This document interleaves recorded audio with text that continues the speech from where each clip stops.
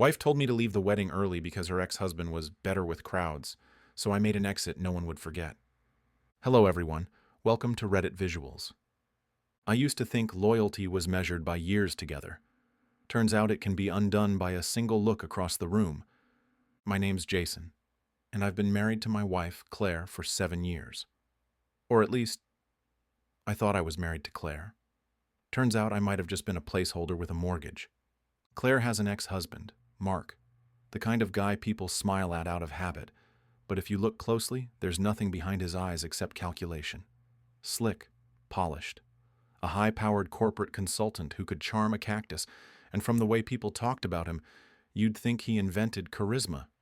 Claire always said he was her past, that their split was mutual, and she was glad they were better as friends.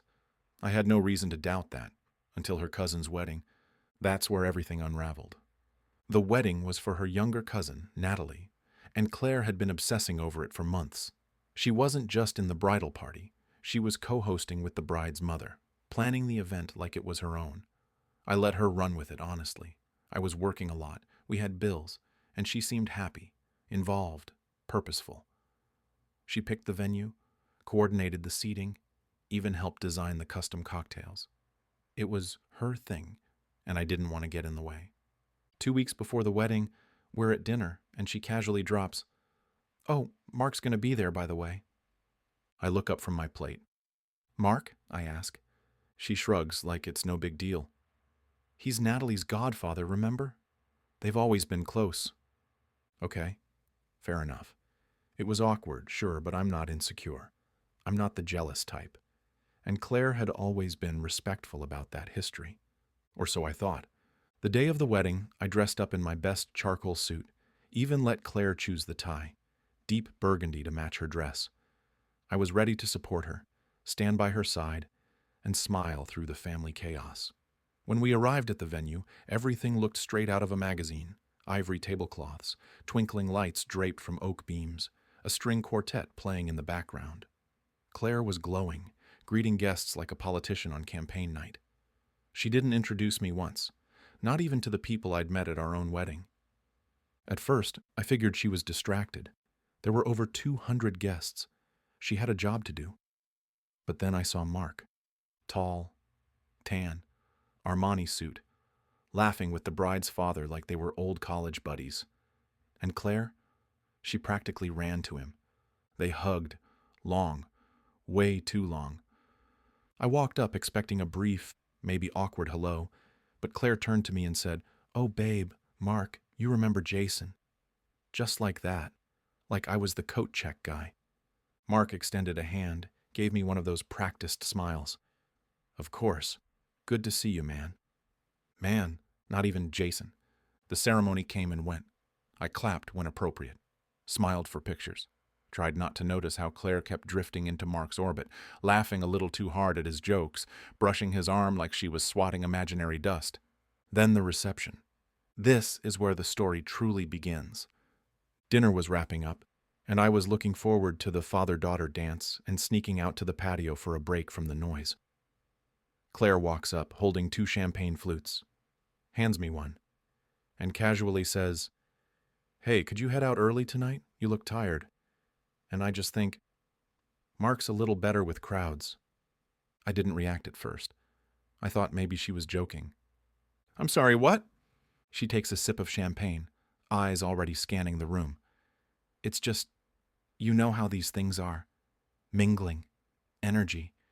He's always been more fluid in these settings, and I've got to help with the toasts and the transitions. So, you want me to leave, because your ex is better at parties?" She sighs like I'm making a scene. "Don't take it that way. It's just for tonight. You don't even like this stuff." I stared at her. This wasn't about crowds. This was about optics, about Mark. I gave a slow nod. "Okay? Okay?" she echoed. "Yeah, I'll go." But not quietly, because I realized in that moment I had been polite, I had been respectful, I had stood by silently while she erased me from the day inch by inch. So I walked to the DJ, slipped him a 50, whispered a request. Then I took the microphone. The crowd quieted, curious. "I just want to thank Natalie and Tom for this beautiful evening. I began. The food was incredible. The company even better. But I've been asked to leave early tonight. Not because of illness, not because of work, but because my wife thinks her ex-husband is better at working a room. Gasps. Actual gasps. Claire stood frozen, pale like someone had pulled the tablecloth off her life. I'm not angry, I said into the mic. Actually, I'm grateful, because sometimes it takes a room full of strangers for the truth to show up. And today I learned that love apparently has an expiration date based on charisma. Laughter. Not the good kind. I stepped down, handed the mic back, and as I walked out, the DJ hit play on my song request. Before He Cheats by Carrie Underwood. Was it petty? Maybe. But it felt good. Felt real. Like I was taking a piece of my dignity back one lyric at a time. Claire didn't come home that night. She stayed at a hotel, probably with her wedding planning friends. When she returned the next day, she was furious. You humiliated me! No, I said. You humiliated me. I just put a spotlight on it. She tried to spin it, claiming it was all about logistics, that I misread her tone, that she didn't mean it like that. But the truth was already out there, standing under fairy lights in front of 200 people. I moved out a week later, and that's when the real fallout began. Claire's family was split. Her mom called me to say she never liked Mark, that he always seemed like a snake. Her sister said she was disappointed, but not surprised. Even Natalie, the bride, messaged me to apologize for how things played out, saying she wished she'd known what was happening during the reception. But the wildest part? Mark. He reached out, sent me an email with the subject line, "For what it's worth." Inside he wrote, "Jason, I didn't know she told you to leave. That was messed up. We've had our history, but you didn't deserve that. Whatever she's chasing, it's not you or me. Hope you land on your feet." I read it 3 times. It didn't make him a saint, but it told me everything I needed to know about what she'd said behind my back. Claire and I are now separated. Divorce papers are being drafted. She's begged for another chance. Said she was under pressure. That she wasn't thinking clearly. That the wedding chaos made her lean on familiarity. But here's the thing. I'm not a backup singer in someone else's reunion tour. I'm not an accessory for events that require a +1.